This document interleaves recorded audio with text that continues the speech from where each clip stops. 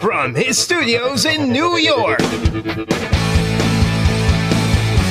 it's time for Wake Up Call with Dan Tortora, where sports meets life.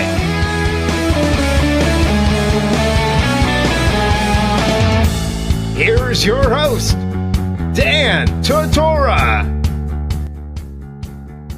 Welcome here to Wake Up Call with Dan Tortora on wakeupcalldt.com, your one-stop sports shop, and on mixlr.com/wakeupcalldt. Proud to be here with you every Monday through Friday from 9 a.m. to 11 a.m. Eastern Time, and I thank you so much for tuning into the show every Monday through Friday from 9 to 11 a.m. Eastern Time, right here on wakeupcalldt.com, as well as on mixlr.com/wakeupcalldt, which is the live feed, that live stream that you can pick up on the homepage of wakeupcalldt.com as well. On Facebook, we are at wakeupcalldt, on Twitter, at calldt, and on Instagram, at wakeupcall_DT. Thank you so much for being a part of the broadcast and a part of everything that we do with Wake Up Call by connecting with us through social media and on wakeupcalldt.com, watching the videos, reading our articles, everything.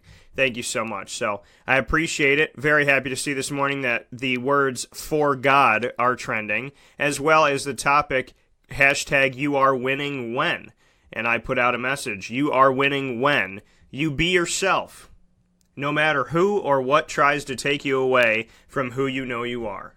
You are winning when you be yourself, irregardless of what stands in your way, who tells you can't or that you shouldn't. You are being yourself when you know deep down inside you're being the person that you know that God made you to be. That's how you are being yourself. So welcome and good morning.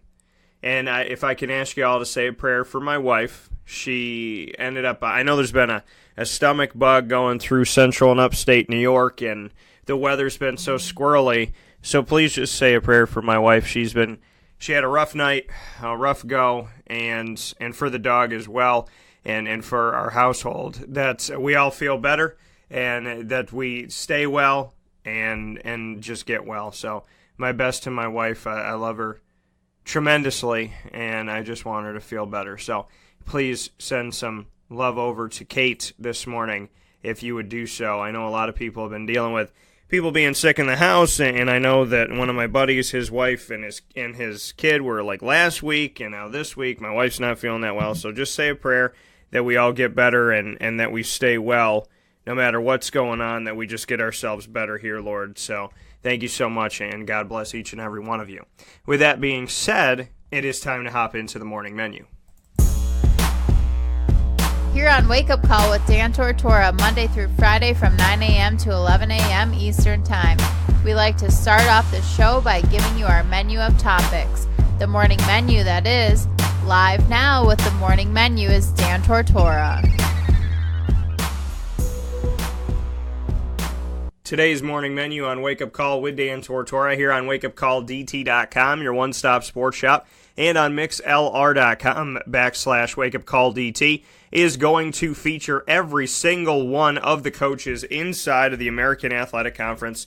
Every single one coming out of the spring. That's right, folks. You know how we do it here on Wake Up Call with Dan Tortora. Full coverage of the American Athletic Conference, and very proud to have them here on the show today. You are going to have the opportunity to hear from all of the coaches, like I said, from each of the institutions. We are going to go in this order. You will hear from Mike Norvell of Memphis first. He is in his third year. This is his third season with the team. Then we'll go to Ken Niumatalolo, who's heading into his 12th season with Navy. From there, we will move on to Sonny Dykes, who's in his first season with SMU, Randy Edsall, who's in his second season with UConn, Scottie Montgomery in his third season with East Carolina, Philip Montgomery in his fourth season with Tulsa, Major Applewhite in his second year as the head coach of Houston. He was the offensive coordinator under Tom Herman before Herman headed off to Texas, and the Big 12, and Major Applewhite took over for him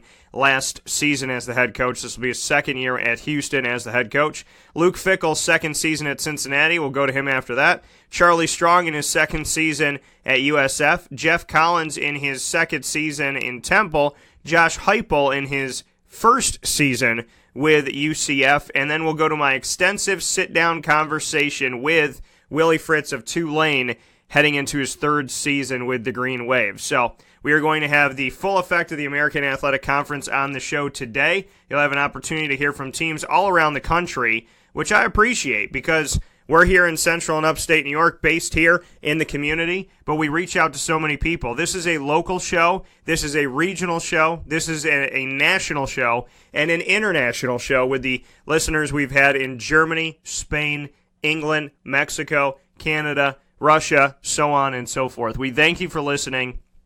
We appreciate you taking some time with the show, and I really honestly cannot thank you enough for all that you have done to be a part of Wake Up Call with Dan Tortora. So much love and much appreciation to the amazing people out there for everything that they do, because it means a lot to me, and it means a lot to the show, and it means a lot to the people that are on this show. So the American Athletic Conference all over the country, you will hear from coaches this morning, all 12 of them. We have a traditional dozen this morning, and the final conversation, the one with Willie Fritz, is an extensive one. So you're going to hear me talk with each of these coaches, and then with Willie Fritz, we have a nice sit-down, extensive conversation about Tulane, about the conference, about Commissioner Mike Oresco, just about a little bit of everything, and it's going to really give you a full feel for Willie Fritz.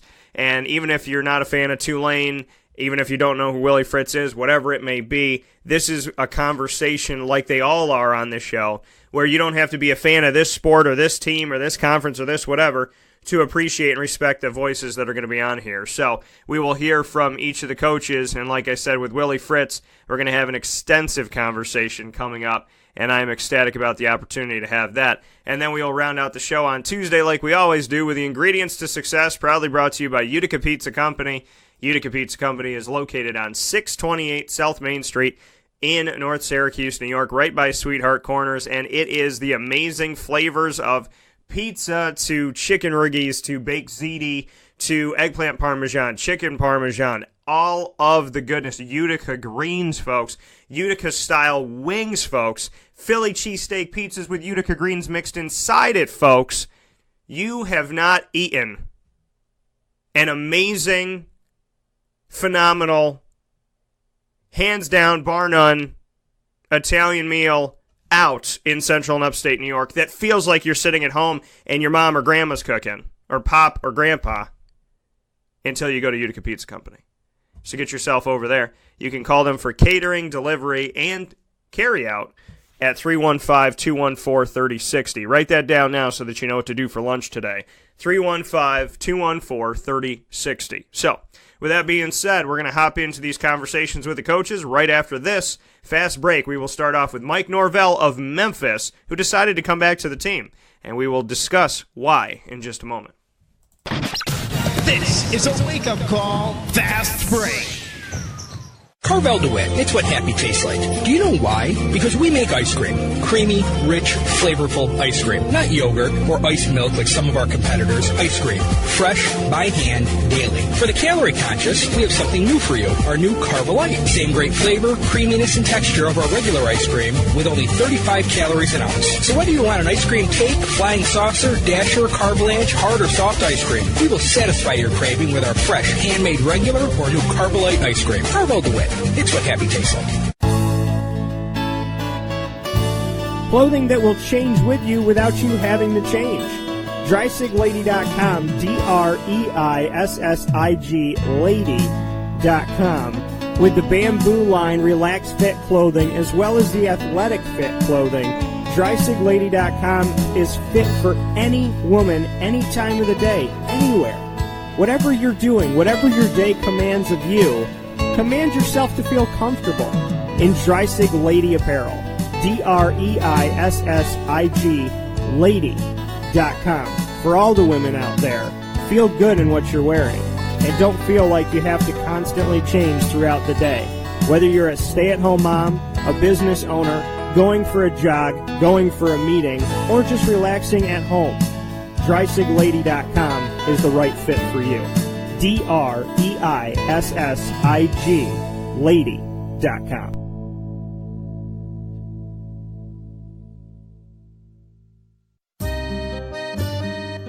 This is Lawrence Papaleo, licensed real estate salesperson for Gilbo Realty. Call our home office at 315-752-9513, or better yet, call or text me directly at 315-748-2524. Let me ask you a question, Lawrence. If I needed you to help me buy a house, find the right place, could you help me do that? Joe, I'll help you find your dream home. You don't ever say my name on the radio, never. If I needed to sell a house, could you help me go about that the right way? Yes, I can. How do they get a hold of you? Call me directly at 315-748-2524. But you also do the commercial property. So if I got a business, couple businesses, got to take one here, move it over there, do this, do that, are you going to help me buy and sell my commercial property also? Yes, sir. I like that. What's my name again? I have no idea. Absolutely, but they need to know your name, so give it one more time. This is Lawrence Papaleo, licensed real estate salesperson for Gilbo Realty. My phone number is 315-748-2524. Why don't you tell them your name one more time and that number so we can jot it down? This is Lawrence Papaleo. Call me or text me directly at 315-748-2524. This is Jimmer Sikowski, owner-operator of Chick-fil-A Cicero, 7916 Brewerton Road in Cicero, right in front of the Home Depot.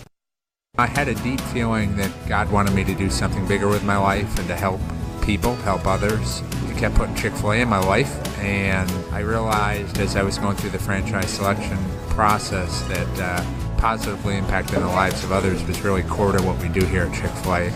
First of all, it starts with the food. The food is brought in fresh daily. We bring in local produce.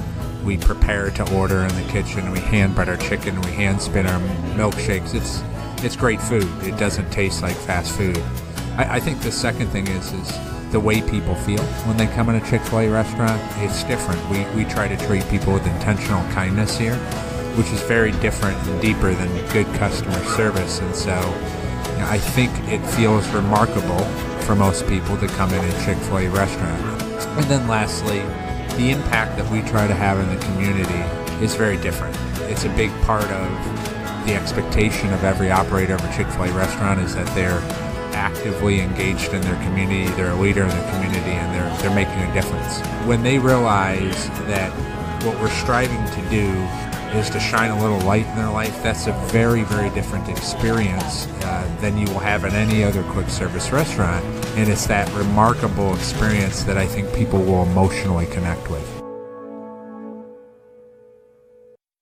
Welcome back here to Wake Up Call with Dan Tortora on wakeupcalldt.com, your one-stop sports shop, and on mixlr.com/wakeupcalldt. Appreciate you being a part of the show every Monday through Friday from 9 a.m. to 11 a.m. Eastern Time, right here on mixlr.com/wakeupcalldt, and hope that you are having a great start to your week and that you're feeling good and that all is going well. Like I said, please say a prayer for the wife.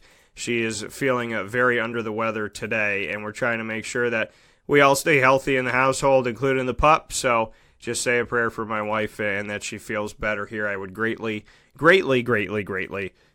appreciate the kind words and well wishes, and she would too. So thank you so much for that, and I appreciate that.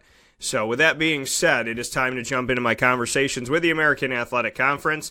A bunch of coaches, an opportunity to speak with coaches all across the country, and they are all inside of the American Athletic Conference, and we're going to start things off with Mike Norvell of the Memphis Tigers. Mike Norvell has had a phenomenal season. Seasons, I should say, his first 2 years with Memphis. Justin Fuente did a heck of a job building up this team, and then after Justin Fuente had built up this team and moved on to Virginia Tech, Mike Norvell comes and steps in, and it's like the team didn't miss a beat. I give him a lot of credit for the work that he has done. I know that he tends to give the credit elsewhere, but I feel like obviously with everything that he's put forward and what this team's been able to accomplish, that he should have the respect and the appreciation of doing it the way that he's done it. He's been able to do it with different players. He's been able to grow and excel, and he's found ways to win with the team that he has. They're obviously buying into what he's asked of them, and they're doing a good job. He's doing a good job, and this Memphis team is moving forward, and they got to keep him as he decided to stay with Memphis, even though his name had come up with a bunch of teams. He decided to stay with Memphis and return there for his third season. We talk about that and so much more coming up here on Wake Up Call with Dan Tortora. We're going to start off our conversation with Mike Norvell of Memphis on the quarterback competition between Brady White and David Moore in the offseason through the spring. No, I think Brady came in there right at the beginning of the semester, and I really was impressed with the way that he jumped in, getting to know his teammates. Obviously, he had a lot to learn, and being able to try to process all the information of what we do offensively, and you get the terminology down. I thought he did an exceptional job throughout the spring with his command and control of the offense. He's a very talented young man. He can throw the ball. He's extremely accurate. Is very, very smart in understanding checks and reads and progressions. But he also showed off that he can move a little bit here this spring. So I thought he did a great job with his opportunities. And then David Moore, really seen a lot of growth out of him. I think he gained I think almost 25 pounds here this off season. Just doing a remarkable job with his nutrition, with his overall strength. That you could see the confidence going into his third year. He was able to get some time last year in a backup role, and that confidence really jumped over into this spring practice and what his job is and what his responsibilities are. And he's a very talented young man. He can make all the throws. He's very athletic. I think he's got a chance to have a special future as long as he can continue with the consistency of what he does. So, those two guys really, did a very nice job here in the spring practice with their opportunities. And then secondly, just what made you come back? I mean, you've had success the last couple years here with the Memphis Tigers, but just what for you, with your name kind of swirling around with other schools and opportunities, what made you come back to Memphis? I really love it here, and I think that we have a special opportunity to continue to grow as a program. I think you look at what we've been able to experience our first 2 years, the level which we're able to recruit to, the community that's here to support us, the commitment from for our administration to continue to progress to where we want to go has been exceptional, and I believe that this is a great place. It's a great fit for me and my family, and we truly have established a culture here that I believe in, and that I believe can continue to grow and to keep our program competing at the highest level. So we're excited about where we're going. We're obviously we're proud of what we've been able to accomplish, but we've got great expectations moving forward. And coming once again from Mike Norvell of the Memphis Tigers, deciding to come back for his third season with the team, which is a great opportunity for Memphis, a great opportunity for the American Athletic Conference, and will undoubtedly, in my opinion, show that the American Athletic Conference is truly a Power Six, that there is a Power Six in this country. If anything, you could you can argue the Big 12 out and put the American Athletic in to this Power 5 conversation if you look across the board, basketball, football, and everything. But Power 6, at least, bare minimum, the American Athletic Conference should be a part of that. With that being said, coming off of Mike Norvell and heading into Ken Niumatalolo, one of my favorite names to say on this show, always and forever, is Ken Niumatalolo. And I appreciate the opportunity of speaking with Ken Niumatalolo. I'm going to see how many times I could say the name on the show today. But a great coach. He is the longest tenured coach in the American Athletic Conference. He is heading into his 12th season with the team.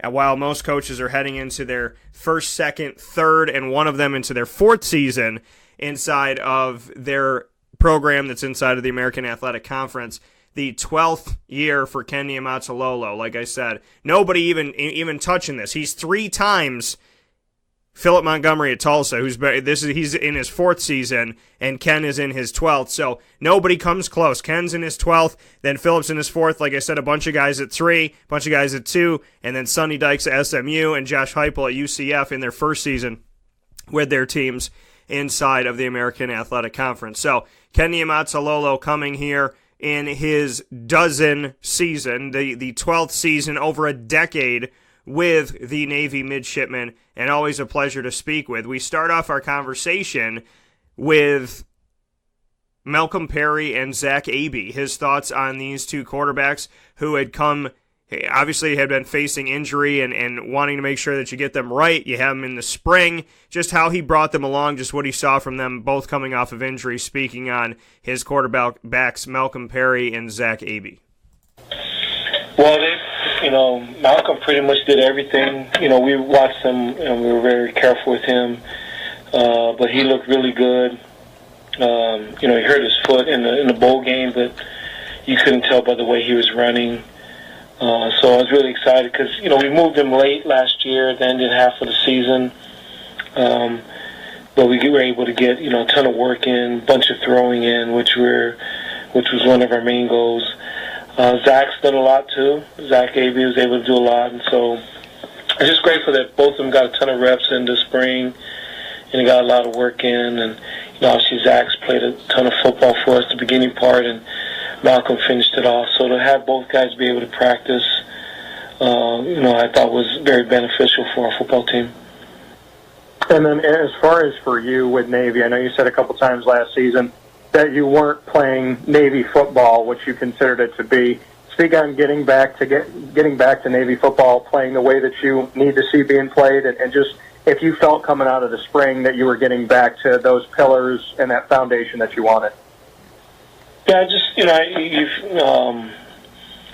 I was just looking at since our staff's been together, almost 45% of our games are one possession games, and so we know that our games are always going to be close, so we got to take care of the football. We got to, can't penalize ourselves and miss assignments. And I know those are natural parts of the game, but we got to minimize that to the best of our ability to have a chance to compete against guys that are always going to be bigger and stronger and faster than us. For example, for 9 years, 6 times we were number 1 in the country for the least amount of penalties, and last year, and 3 times we were number 2. So for 9 years, we were either number 1 or number 2 least penalized team in the country, and last year we were number 9. And I think there'll be a lot of teams that would, take being number 9, least amount penalized team in the country as a great feather in the cap, but it cost us some games, and just all of our games are close. So we can't do that. Pretty much all of our losses were all one possession games. UCF scored late, Houston scored late. But they're one possession games. At the ending part of the game. So we got to be able to do things. It's hard enough to beat people, but we can't beat ourselves. And you just keep going. But we also recognize, there's some good teams in the league, and you just kind of keep pressing forward. That coming once again from Ken Niumatalolo in his 12th season as the head coach of the Navy Midshipmen, giving his thoughts on the team moving forward and getting back to playing Navy-style football and just what that means. And like he said, where we are in the rankings typically to where we fell to, most people, could be happy with that, but we weren't. We want more. We want to do better, and he's always asking his team to take that next step. And Ken Niumatalolo, like I said, he is the longest tenured coach in the American Athletic Conference, and to see what he's done at Navy and how he's been successful, and even how an unsuccessful year or a subpar year still is better than a bunch of seasons for teams across the country elsewhere, it just goes to show that what Ken demands and what Navy demands is a lot higher than, what you need to kind of get in there and squeak into a bowl game and this, that, and the other thing. That they're not just looking to get in a bowl game. They're looking to build leadership and, teach these guys what they need to do to advance forward and how mediocrity is not okay. It's not okay in the Navy. It's not okay in life. It's not okay on the football field. Mediocrity is not something that you just kind of look past and say, okay, you know what? If we just get by, let's just get by. You know, people that say that they're just getting by, they're not really living. If you've ever met anybody who's just getting by, I would venture to say that they weren't a really happy person. Because that type of lifestyle of just barely making it it's not living. And Ken Niumatalolo, it's not about just getting by for him. It's about advancing. It's about building off of what you have and going farther, doing more than you did before, demanding more of yourself and of your brothers, and of doing it together and advancing as one unit. Coming up next here, Sonny Dykes. As I cover the American Athletic Conference, I had the opportunity to be on the teleconference call, and you know that I involved myself in the American Athletic Teleconference and the Atlantic Coast Conference teleconferences weekly throughout the seasons. And for spring, we have an opportunity after spring ball to speak with the coaches from both conferences. So I had the opportunity to get back on the line with these gentlemen and to spend some time with them who have been good to me for so many years. And I want to thank them, and I want to thank the AAC and the ACC as well. Sonny Dykes is next up. This is the first time we've ever gotten to speak with one another, as he is in his first season with SMU. And here are his first impressions of SMU and the Mustangs as he moves forward with this team. Well, I think, I've been gone really for 10 years out of Texas, spent 3 at Arizona, 3 in Louisiana, and 4 in California, and then spent last year, back in Texas. A lot of things have changed on SMU's campus since I was on here the last time. Dr. Turner, our president, has done a great job of expanding the campus. There's a lot of construction going on. We just broke ground on a brand new indoor practice facility that's going to be as good as anybody has in the country, and we're really excited about that. We feel like that's kind of the last step for us from a facility standpoint. I've been pleasantly surprised with the reception that we've gotten from kids in recruiting so far. We had over 300 high school coaches on our campus for spring practices. This spring we've had over 200 student athletes that have come by practice and have been on our campus. And so that's been great just, to engage with those guys. Just from a personal standpoint, I feel like Dallas is as good a city as any in the country from a place to live. I love this city. I love the energy that's happening in Dallas. If I'm a college kid, Dallas would be really attractive to me just because of all the cool things you can do. And then also, when you're done playing football, what a great place to get an education and enter the job force. Just because the growth that's happening here, it's the fastest growing economy in the U.S. right now. So there's a lot of great things happening just in the city. It's fun to be a part of that. From SMU standpoint, I think the same thing's happening on our campus. There's just a lot of growth. There's a lot of building. There's a lot of investment. People are excited about the university, and I think they're also excited about the football program and where it's headed. I think from that perspective, it couldn't be any better. My family and myself have settled, about 0.2 of a mile from our practice field.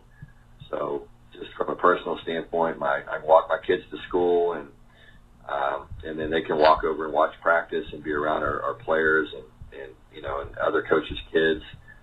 So it's just a great situation. I can't imagine anything any better, really, in college football than an opportunity to live in this community, and have an opportunity to coach at SMU and in a program that I think has a tremendous amount of potential. And so, from a personal standpoint, it's awesome. And as I said, Rick Hart, our AD, has been outstanding. We've wanted to do a lot of things differently, and he's allowed us to do what we think we need to do to position ourselves well and have a chance to be successful. So, it is. It's just the start. Been here for a couple of months, but I can't imagine it going any better. And when you look at kind of building off of the success that they had recently, you said the transition from Chad Morris to you went well, that you were, pleased with how the kids handled it. Just to dig a little bit deeper on that transition, and if you feel that the success that they just had could be built upon immediately, if you feel like this transition has been smooth for you. Yeah, I think that remains to be seen. I think a lot of that has to do with, our schedule. Our schedule is very tough. If you sit down and you look at who we opened with, we opened with North Texas, won 9 games last year. They have most of their team back. Then we play TCU week 2. Then we go to Michigan week 3. So we have a very challenging start to the season. But, when you start looking at the big picture and the long-term stuff, there's not a whole lot to not be excited about.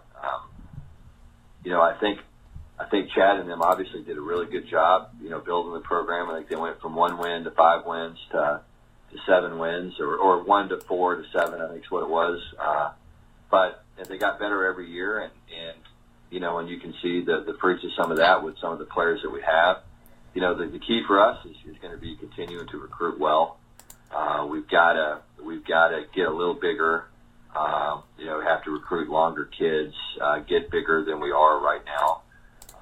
We've made a really concerted effort to get stronger in terms of the way we've adjusted our lifting schedules, everything we can do to maximize our players, and have really made an investment in our nutrition program here, where we're feeding our guys more often, which is going to help them, get bigger and stronger, and hopefully help them perform at a higher level, and really, most importantly, take good care of them.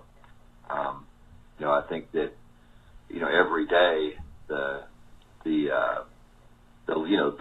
link between good nutrition and physical development and growth, I think, becomes stronger and stronger and more evident all the time. And so our players look bigger now. I think we've averaged about a 10-pound weight gain per man. We'd like to continue that. We just got to get bigger and more physical, and so recruiting is going to be so important for us. We feel like that we're going to develop him with Kaz Kazadi in the weight room. I think he's one of the top strength and conditioning coaches in all of college football.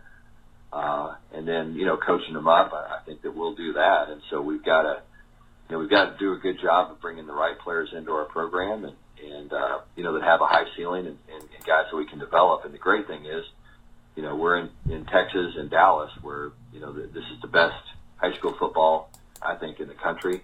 It's the best coaches of high school football in the country. And so from that perspective, we're really excited about it. That coming from Sonny Dykes of the SMU Mustangs, taking over after Chad Morris had left the team with 3 seasons with the team. Chad Morris finding a way to win and advance the team forward and do big things with the program, and then ultimately decided to go and become the head coach of the Arkansas Razorbacks, leaving the spot vacant and bringing Sonny Dykes back to the state of Texas and here on the show for the first time. So I want to thank Sonny for his time and for being a part of it. Coming up next here on the broadcast is going to be Randy Edsall of the UConn Huskies. Randy Edsall, a name that many fans know because he has a connection to Syracuse, and whenever there was a Syracuse job vacancy after Doug Marrone and after Scott Schaefer, the Randy Edsall conversation came up, but Randy Edsall ultimately chose to go back to UConn for a second stint with the team. He's in his second year of this second stint, and here are his biggest takeaways from the team after the spring and up to this point. Well, I think the biggest thing is just the attitude of the players. The attitude, the work ethic, that's changed 180 degrees. The guys bought into what we wanted to do. They understand the culture that we're creating here, and I couldn't be more proud of, what they've put into, doing the things we need to do to give ourselves a chance to win. So, it's exciting, and just guys that are fun to be around, and guys that want to work, and guys that want to do what the coaches are telling them to do. So that, to me, is the biggest change, and now we can move from there. We're better, than what we were a year ago. How many wins that translates into this year, we'll find out. But I just know we're heading in the right direction, and we have the right attitude, and we got guys that want to work and guys that want to do the things that the coaches are asking them to do. And then as far as the statement that you made about the freshman class, who are probably going to get more opportunities than maybe they thought, or maybe you thought, just what you can say about what they've shown to you and what some of these young guys will be asked to do in this team as they step up and move forward here, just what you saw from some of those freshmen? Yeah, we're going to be a young team. I mean, we only have 8 scholarship seniors and 14 scholarship juniors. So, 18 sophomores, 14 redshirt freshmen, and 24 true freshmen coming in. So, our guys know that the best guys got to play. So, we have some areas where we got to develop some depth. We got to develop some starters. So, and even some of the guys that are walk-ons are going to have opportunities to be able to contribute. So, it's wide open for a lot of guys, and they just have to, the guys that work and can do the things that we need to get done will be out there playing, and hopefully we can get a lot of guys playing. That means we've developed the kind of depth that we're going to need to continue to move forward and get better and win as many games as we can. That coming from Randy Edsall once again of the UConn Huskies, giving his thoughts on the team moving forward and his second stint with the team. So was the former head coach, came back last season and is now in his second season in this run with the UConn Huskies, and just looking at what he could do and moving this team forward. And like you said, they're going to be young. For some freshmen could be out there playing, and they're going to build some depth and move forward from there. And how many wins that'll translate to is yet to be seen. But I know that UConn fans have been very hungry. These Huskies have been wanting to eat for a long time and have an opportunity to get themselves to a bowl game and move forward from there. So we will obviously continue to cover all of the teams inside of the AAC, the American Athletic Conference, here on Wake Up Call with Dan Tortora, and we move forward into, now each of these are the direct responses from the coaches to my questions posed to them on the teleconference. So this is how I get an opportunity to speak with the coaches every week during the season. And in spring football, we have an opportunity when spring wraps up to speak to each of the coaches. So this is how I get my one-on-one opportunities, well on the phone line. And I want to thank the coaches for responding to my questions always throughout the years. I believe this is my 5th year for the American, and I just want to thank each of the coaches for their time and for being as thorough as they are, and for giving me the opportunity to truly cover the American Athletic Conference in its entirety because of their openness of answering questions and because of their availability. And thank you to Chuck Sullivan and the team, Bernadette, obviously Commissioner Mike Oresco, for all the work that's being done in the front office of the AAC. Next up is Scottie Montgomery of East Carolina. He's in his 3rd season with the team. He used to be an assistant for the Duke Blue Devils under David Cutcliffe, and before that he was a wide receiver in the NFL for the Denver Broncos. So we start our conversation on his advice to players heading into the NFL draft as they step into the NFL. What is his advice, being a former NFL player? And we will head to that conversation right after this fast break. This is a wake-up call fast break. This is Jimmer Sikowski, owner-operator of Chick-fil-A Cicero, 7916 Brewerton Road in Cicero, right in front of the Home Depot. I had a deep feeling that God wanted me to do something bigger with my life and to help people, help others. He kept putting Chick-fil-A in my life, and I realized as I was going through the franchise selection process that positively impacting the lives of others was really core to what we do here at Chick-fil-A. First of all, it starts with the food. The food is brought in fresh daily. We bring in local produce. We prepare to order in the kitchen. We hand bread our chicken. We hand spin our milkshakes. It's great food. It doesn't taste like fast food. I think the second thing is the way people feel when they come in a Chick-fil-A restaurant. It's different. We try to treat people with intentional kindness here, which is very different and deeper than good customer service. And so I think it feels remarkable for most people to come in a Chick-fil-A restaurant. And then lastly, the impact that we try to have in the community is very different. It's a big part of the expectation of every operator of a Chick-fil-A restaurant is that they're actively engaged in their community, they're a leader in the community, and they're making a difference. When they realize that what we're striving to do is to shine a little light in their life, that's a very, very different experience than you will have in any other quick service restaurant. And it's that remarkable experience that I think people will emotionally connect with.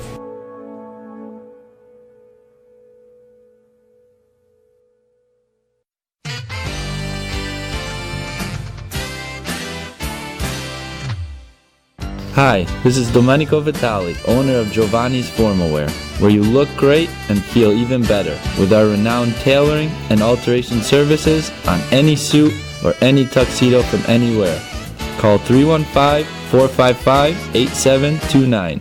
That's 315-455-8729. Stop in locally on Route 11 in North Syracuse, next to the Ponderosa Plaza, where you can choose your style, get fitted, and tailored, all at Giovanni's Formal Wear.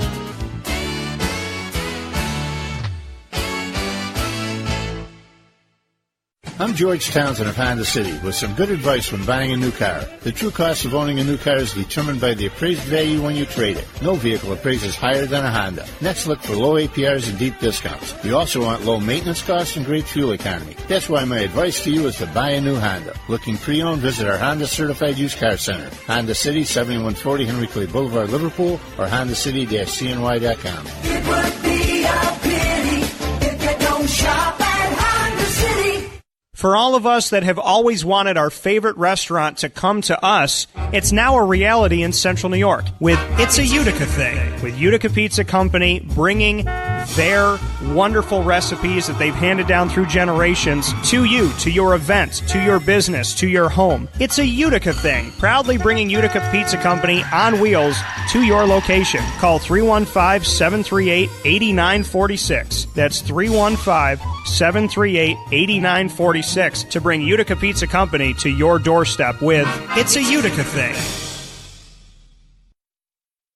Welcome back here to Wake Up Call with Dan Tortora on wakeupcalldt.com, your one-stop sports shop, and on mixlr.com/wakeupcalldt. We are inside the broadcast this morning with the coaches of the American Athletic Conference. I had the opportunity to speak with each of these coaches on the teleconference that follows spring football of 2018 as they head into the summer. You have heard this morning from these coaches in order. You've heard from Mike Norvell of Memphis, Ken Niumatalolo of Navy, Sonny Dykes of SMU, Randy Edsall of UConn, and now it is time to go into Scottie Montgomery of East Carolina. And here's what Scottie had to say as we start off our conversation with the advice to players heading into the NFL draft. He was a former NFL player, played for the Denver Broncos. What would he say his advice is about moving on to the next level and just what the NFL is? You know, there's not a whole lot of second chances. So, you know, your first impression is very important.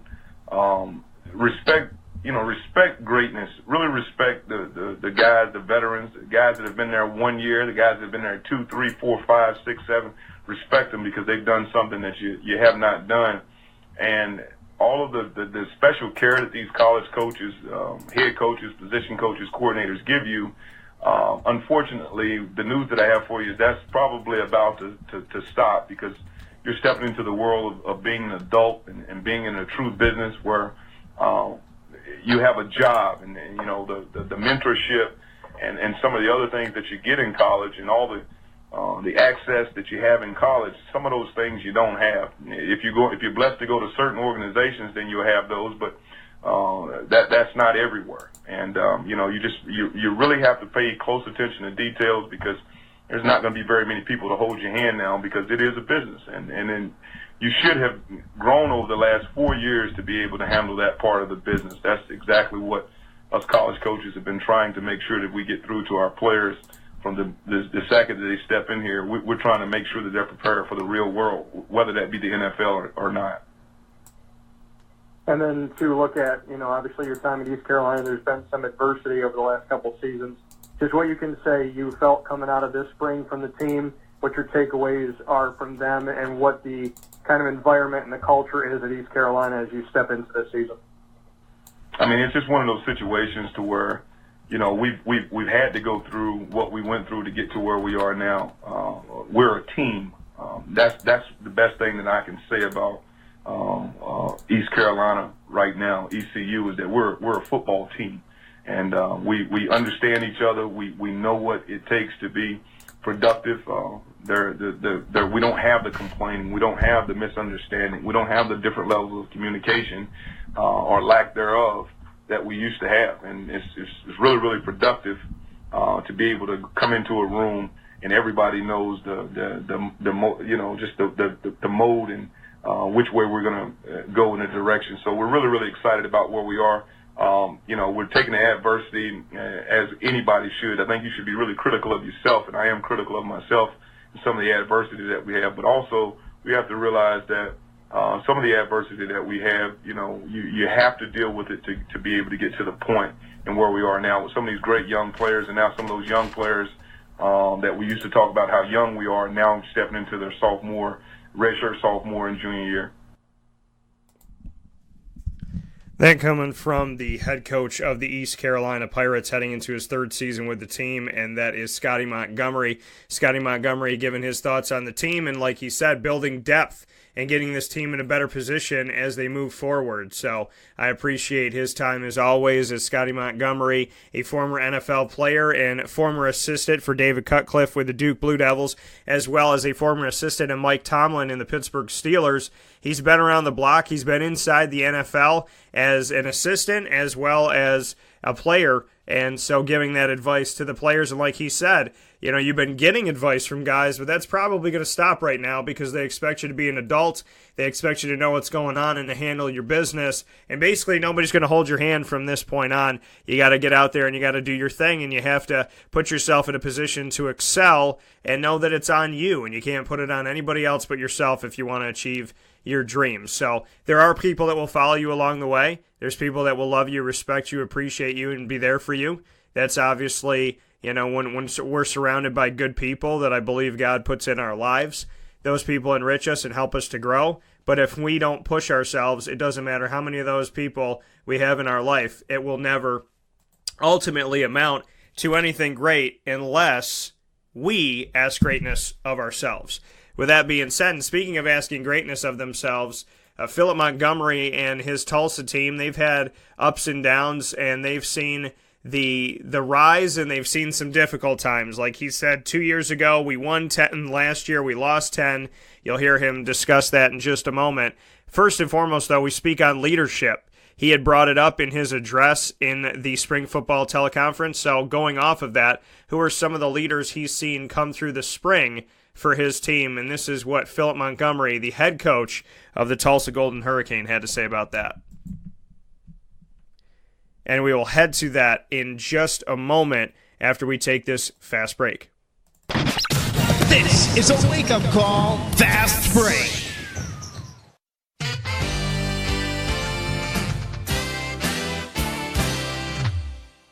Hi, this is Domenico Vitali, owner of Giovanni's Formal Wear, where you look great and feel even better with our renowned tailoring and alteration services on any suit or any tuxedo from anywhere. Call 315-455-8729. That's 315-455-8729. Stop in locally on Route 11 in North Syracuse, next to the Ponderosa Plaza, where you can choose your style, get fitted, and tailored, all at Giovanni's Formal Wear.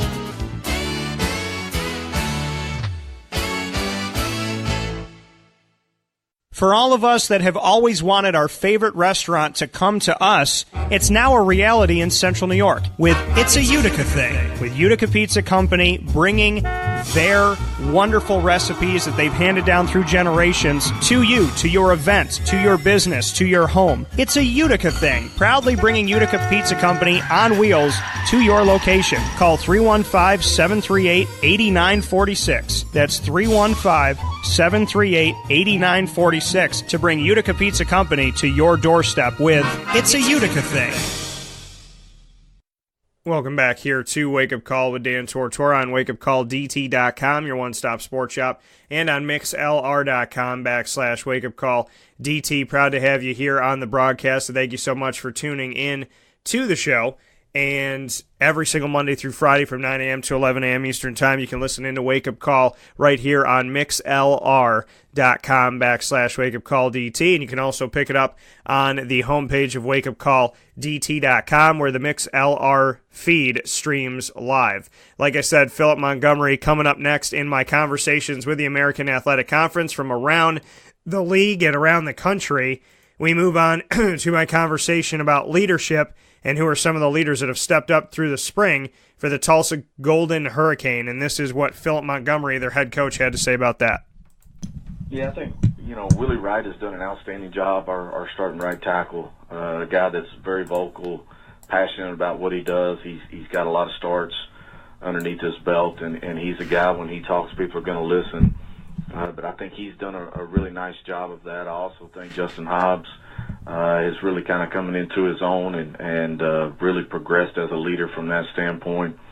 And then defensively, you got to talk about McKinley Whitfield, a guy that, didn't get to participate a whole lot in this spring, but has always been that guy that leads us defensively. Travis Gibson has really stepped up in that sense for me and has done a nice job. So to name a few, those would probably be the names I'd throw out, but we've had a lot of guys in a lot of areas kind of step up and do those same things.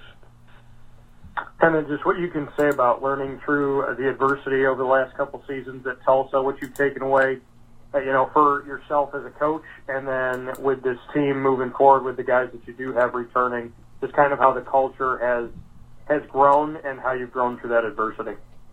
Yeah, I think our program continues to grow. I mean, 2 years ago we win 10 games, and then last year we lose 10. And, that's college football, but that's life. I mean, not everything's always going to go your way. You're going to have adversity.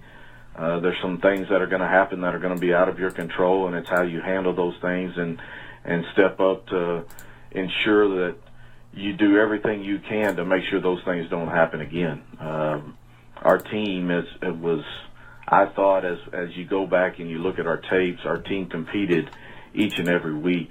We lost 5 ball games by 7 points or less, and 3 of those were on the last play of the game.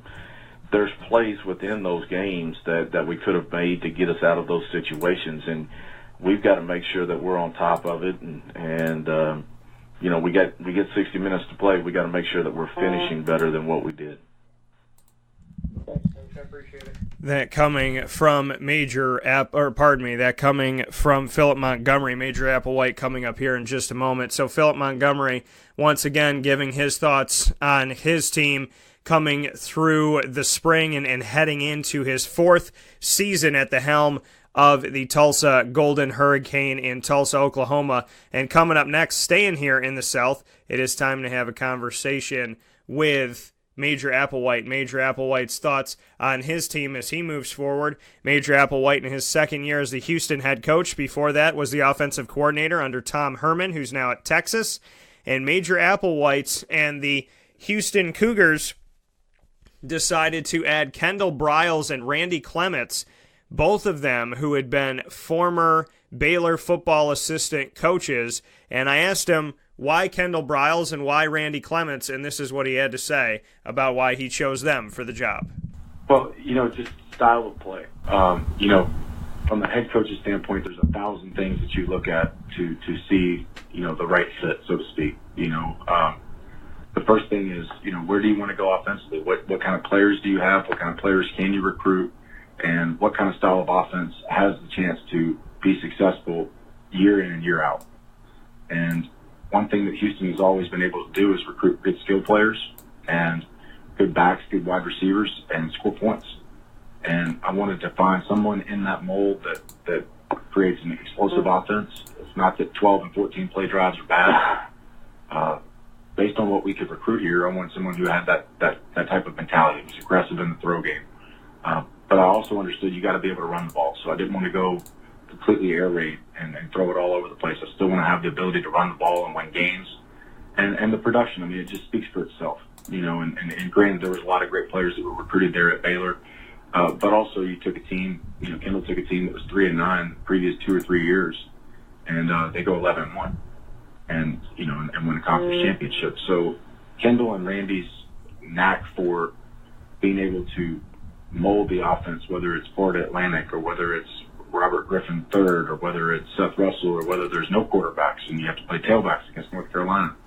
The continuity between the two guys, the production, the level of experience, the connections to the state of Texas in terms of recruiting, and then as I've been able to work with them the last 4 months, it's great to be around great people. So I'm very excited. Our players love working with those guys. There's just a level of confidence that comes along with the guys, the way they carry themselves, and there's a level of expectation that we will be successful. And so I think it breeds confidence into our players, and I see it. I see our players improving. So I'm just encouraged, and I know that our players know we got to continue to work to be the best in the West. And you had said that you had asked the team, who are you playing for with turnover recently at Houston. How did they respond to you, and did that response change over the spring? Well, I think it's more of just a recognition, and just bringing it up, and I thought about it during spring break, and I told the team that at the last practice, I said, I was on spring break with my wife, and I started thinking about Steve Dunbar, a guy who I'd coached for 3 years, his sophomore, junior, senior year at Houston, and he's coached by Tony Jeffrey his freshman year. He's coached by Drew Maringer his sophomore year. He was coached by Darryl White his junior year, and he was coached by Kenny Guyton his senior year. And Garrett Davis was recruited by Levine. He coached by Jake Spavitalov, and David Gibbs was his defensive coordinator his freshman year. His sophomore year, his head coach was Tom Herman and Craig Niver. His redshirt sophomore year was the same staff. His junior year, he had Clay Jennings. His senior year, he had Lamar Morgan as position coach. So just told the team that and said, I want you to recognize that your staff recognizes this, that there's been a tremendous amount of turnover. And we have to understand we play for ourselves. We play for our team, our Houston. We play for our program. And there's been a lot of coaches go in and out the doors, and that's normal in college football. But what we do in these next 3 months, how we work together, how we prod each other, and moving forward, getting the best out of each other, that's where we've got to come together as a team and develop our edge as a football team. And I saw that in the spring, and I was very encouraged by that. But I wanted to let the players know that I was encouraged by that because of what they've been through. And I saw them having fun. I see them coming together more. We've got to improve as a football team, no doubt, on the field, but I see the spirit that's coming about this team, and I'm encouraged by it. I really am. We've got a good group of competitive leaders in our junior and senior class, and that's and in some experience now, and that's something that we had lost going into the 17 season. We had lost 10 starters who had 256 starts amongst them, and we had lost 8 two-year starters. So we had a lot of competitive experience that, quite honestly, when you get to those 4-point games against Memphis or 3-point games against Tulane or Texas Tech, that's where some of that competitive experience shows up or lack of. And we've got some of that coming back now, and so I feel better about where we've ended spring ball. That coming from Major Applewhite of the Houston Cougars in his thoughts on the team, and really just appreciated his time with that, to speak on the fact that, when he said, who are you playing for? Because there has been so much turnover, and, we speak on, well, players leave and players do this and players do that and players transfer, but, coaches leave too. And sometimes that puts players in predicaments, and like Major Applewhite was talking about, how many different guys some of these guys have played for, how many different position coaches they've had and situations they've been in. So, it's just the reality of all of that is that, you put it on the players, and people want to talk about how players shift and they do what they want and they come and they go and they leave and they this and they that. But at the same time, so do the coaches, and it's really hard on the players. And with understanding that and appreciating that and trying to bring the team back together and saying, hey, I know you guys have seen a lot of faces, but, who are we playing for? What's on our back? What are we doing together? And just to reach out to them and say, hey, we're not going to hide away from the fact that there's been turnover. I'm not going to just walk in here and be like, all right, guys, let's go. Now it's my time to run the show. He addressed the past, he addressed the present, and he addressed the future. And I have a lot of respect for somebody who's willing to come out here and say, hey, I know you guys have been through a lot. I know a lot's gone on in a short amount of time, and I'm here. And we can talk about this, and we need to decide who we're fighting for, who we're playing for, and doing this together. And, is this going to be a Houston thing? Are we going to be about Houston? Because it has been all over the place, and it's obviously been a tough time, and it's not easy on the kids. So it's just good to see a coach that can respect that, appreciate that, approach that, discuss that, and then move forward with his team and say, hey, we're here. Let's do this together. Let's play for Houston. Let's play for each other. Let's play for our city, and let's play for what we know. And, that community connection will hopefully embrace a positive change and future for this team as they move forward and trying to get on the right side of things. We'll take a fast break, and when we come off of this side of the fast break, you will hear from the rest of the coaches inside of the American Athletic Conference. Coming up next, Luke Fickell in his second season with Cincinnati, Charlie Strong and Geoff Collins in their second seasons respectively at USF and Temple, and Josh Heupel in his first season with UCF. Then we'll head into a one-on-one extensive conversation with Tulane's head football coach, Willie Fritz, in just a moment. This is a wake-up call, Fast Break.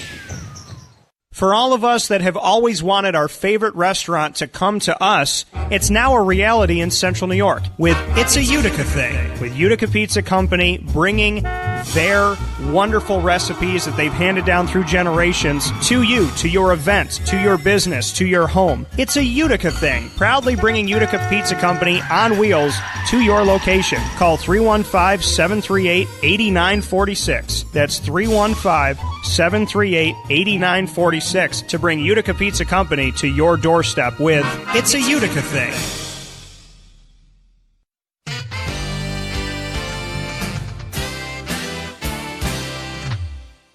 Hi, this is Domenico Vitali, owner of Giovanni's Formal Wear, where you look great and feel even better with our renowned tailoring and alteration services on any suit or any tuxedo from anywhere. Call 315-455-8729. That's 315-455-8729. Stop in locally on Route 11 in North Syracuse, next to the Ponderosa Plaza, where you can choose your style, get fitted, and tailored, all at Giovanni's Formal Wear.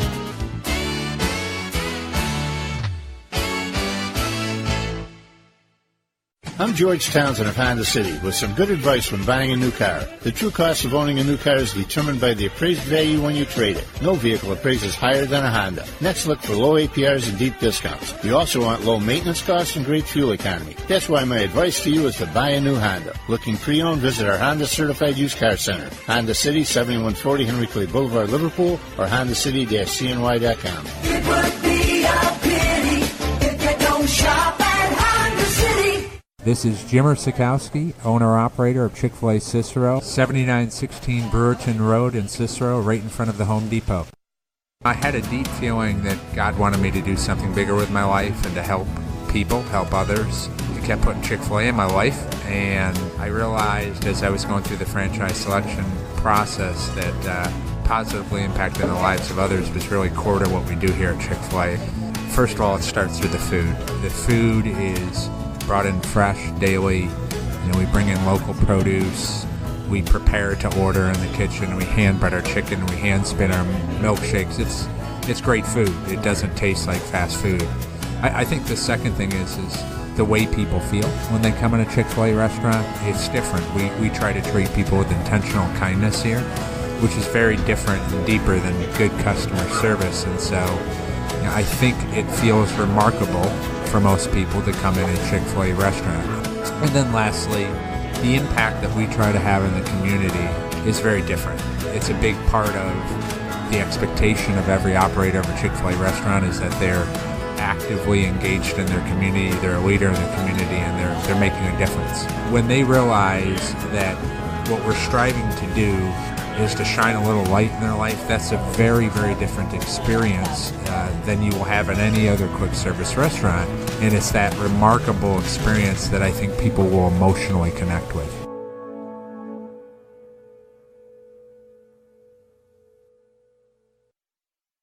Welcome back here to Wake Up Call with Dan Tortora on wakeupcalldt.com, your one-stop sports shop, and on mixlr.com/wakeupcalldt. Inside of today's show, Tuesday, April 24th of the great year 2018, we are hearing from the American Athletic Conference, each of the coaches inside of the AAC, in their responses to me heading out of the spring and into the summer, courtesy of the AAC teleconference's opportunity for me to ask questions. Here are the responses to those questions from the coaches around the country. Luke Fickell is up next of Cincinnati, heading into his second year. His biggest takeaways from his first season in Cincinnati, Ohio as head coach, this is what he had to say.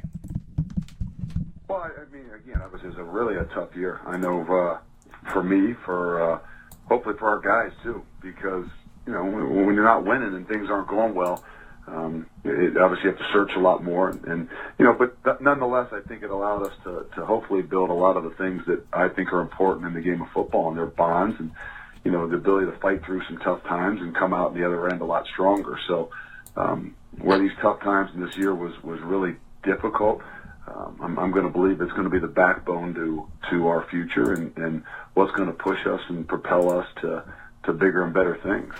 And I think we saw that in the spring, and that's kind of what I'm talking about as far as when you can assess the season and things, especially that don't go well. You look back and try to pinpoint and find out what those things are. And I don't know, even for us if it was as much of pinpointing football things as much as just cultural things and the ability for guys to trust, respect, and love one another. Because you're going to have difficult times, and I think that outside of even football development and things, we realized in what we were doing, or what I realized was that we didn't really have that, and so that first season, I think with those struggles kind of showed it and depicted it a lot more. So we spent not just the spring, but really the off season of January and February, really truly trying to develop some different things within our program. And I mean that with the connection to guys. And it's just difficult because you got a completely different culture that's coming in and what you're trying to instill. And everybody would say, well, you got to get some of those guys that you recruited. No, 18 to 22-year-olds, they'll change and they can adapt a lot better than us 40-some-year-old guys. So it's just about building some consistency in those things that are around it, and getting them to truly believe in the things sometimes that they can't see. So that has gone a long way, and I think what we saw throughout the spring was a better product because of it. Thank you, Coach. I appreciate it. No problem. That coming from Luke Fickell of the Cincinnati Bearcats, giving his thoughts on his team as they move forward with an opportunity. Like he said, I'm gonna look at what we went through, and I'm gonna choose to see it as something that we're gonna build upon, something that we're gonna move forward with, and not as a negative, but as a positive. That this adversity is all gonna mean something. And coming up next here in his second season with his team is Geoff Collins inside of the American Athletic Conference. Geoff Collins, Temple Owls, second season. He has used social media as an advantage, as a positive. Just what he can say about social media and having the Twitter handles of his players on the backs of their jerseys. Just what he can say about all of these decisions he's made with social media and using it as a positive tool, which we all should moving forward. Yeah, I think just in my career, it's been a positive for me in my career. But I just think we have so much good things to sell at this place. The culture of this program, the culture of this university is unbelievable. These kids are some of the greatest kids that I've ever had the pleasure to coach. They come to work every day. We talk about #Temple Tough all the time, but it is real. These kids are tough. These kids are physical. They work hard.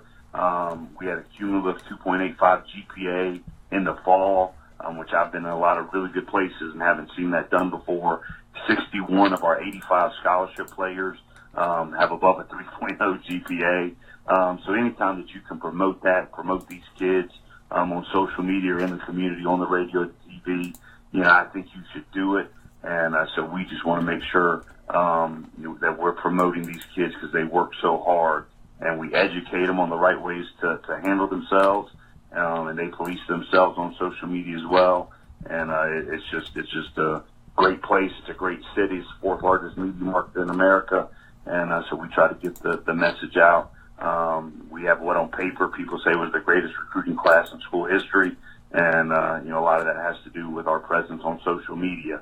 So that's why we do it. And as you move forward with this, just what your takeaways were coming in last season and what you've seen develop from last season into this year and through the spring, just what maybe some of those things you were trying to put into place that have already been put into place and how you move forward, your biggest takeaways at this point. Sure. So the biggest thing coming in, we knew we had a young roster. We didn't have a lot of seniors on the roster at the time, but we just wanted to develop elite depth at every single position. The way we practice, we get a ton of reps every single day. So we develop our guys year-round. We don't use scout team cards when our freshmen are playing scout team. in season. So they're running our offense, they're running our defense 365 days a year. So I think we do some unique things that are different, but that really help develop our players, because we consider ourselves a developmental program. So we want to make sure every single day our guys are getting better, and our kids understand the way we practice now, and we're able to practice and execute at a high level starting on day one in the spring, instead of them having to figure out what we do. They know it. They attack every single thing they do, so they're a pleasure to coach. That coming once again from Geoff Collins, the head coach of the Temple Owls, saying that his team is a pleasure to coach as they move forward, and being Temple tough. And I think what I thought was great and you know, kind of a cautionary tale that people need to understand, policing yourself is important. You know, Scottie Montgomery spoke about, you know, people giving you advice to doing this and that and helping you out and whatever. And now that you're moving in a professional world, you're not going to get that anymore. You got to figure it out yourself. You know, you got to police yourself. You got to know what the heck you're doing. And, you know, that's something that we hear from Geoff Collins is, you know, you have to take personal responsibility, and you have to know what the heck you're putting out there and why you're putting it out there, and if you're okay with putting it out there. And I have all the respect in the world for something like that, and for the statements being made by Geoff Collins about that, about policing yourself and making sure that, you know, you're doing the right things and you're putting your best foot forward, and that the impression that people get from you is a positive one, of somebody who is intelligent and has wisdom, has knowledge, and also, you know, has manners and has respect. And just knows how to handle themselves and how to carry themselves. So that's big to say. We let our players police themselves, and, you know, trusting your players to do the right thing is huge. And when the players give that back to you, it's the ultimate gift. And we're going to end with Florida here before we get into the conversation with Willie Fritz. The two Florida teams in this big-time matchup, they're in the American Athletic East. So they go up against each other every single year in division. It's already a rivalry. Now it's a fight to see who's going to get first place. And UCF took it from USF last year. And here's USF in their second year with head coach Charlie Strong, and what he had to say about his biggest takeaways from South Florida and being the head coach of the Bulls going into this season from last season. This is what he had to say about that when we spoke. Well, there's not so much we had to rebuild the culture here. It's more just transforming it and getting it was in place for us. So we had a lot of really good players. So it was just more that we made sure that we coached them and gave them a chance to be successful. And as we continue to build it, you have a really good area where you can go recruit. You have a lot of great schools around, and you can recruit really good players. So we got to build it. We got to build it with players with really good character, but we got to build it with players that really love football and want to win, because we have not won a championship. And as far as Quentin Flowers, just what you can say about as he moves forward. You know, there's all these quarterbacks in the discussion of the NFL draft, but he's somebody who's defeated the odds on and off the field, and has an amazing story of who he plays for and why he plays. Just what you can say about what a team gets if they are to take a chance on Quentin moving forward.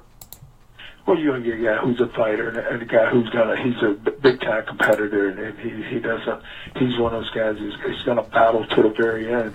The players enjoy being around him, a really good leader, but he's one of those players that he's fun to watch, and he has so much ability, and he can do a lot of different things. And he was great for us here, and it's going to be hard to replace him, but I wish him nothing but the best on the next level. That coming from, once again, that coming from Charlie Strong and his thoughts on Quentin Flowers and Quentin moving forward. And like you said, you know, it's going to be tough to replace him and moving forward without him. And if anybody takes a chance on him, they're going to get somebody special. And I agree with that wholeheartedly, because I had the opportunity to be around and to spend some time with Quentin Flowers. And, you know, when he was being recruited by Syracuse and South Florida and other schools around the country, I had him on the show. I think it was back in 2014, 4 years ago, hard to believe, first time that we spoke. And then going from there to sitting down with him last year in Rhode Island at Media Day and just spending some time with him face-to-face and just learning about his story even more and what he's been through, and just how amazing of a kid he truly is, and a young man that he truly is, and what he's becoming. So, for me, I really hope that Quentin Flowers gets drafted, because I want somebody to take a chance on him. I want somebody to give him an opportunity. There's a bunch of guys that get into the NFL, and this guy's got, there's a ton of guys with talent, and some of them appreciate it and some of them don't.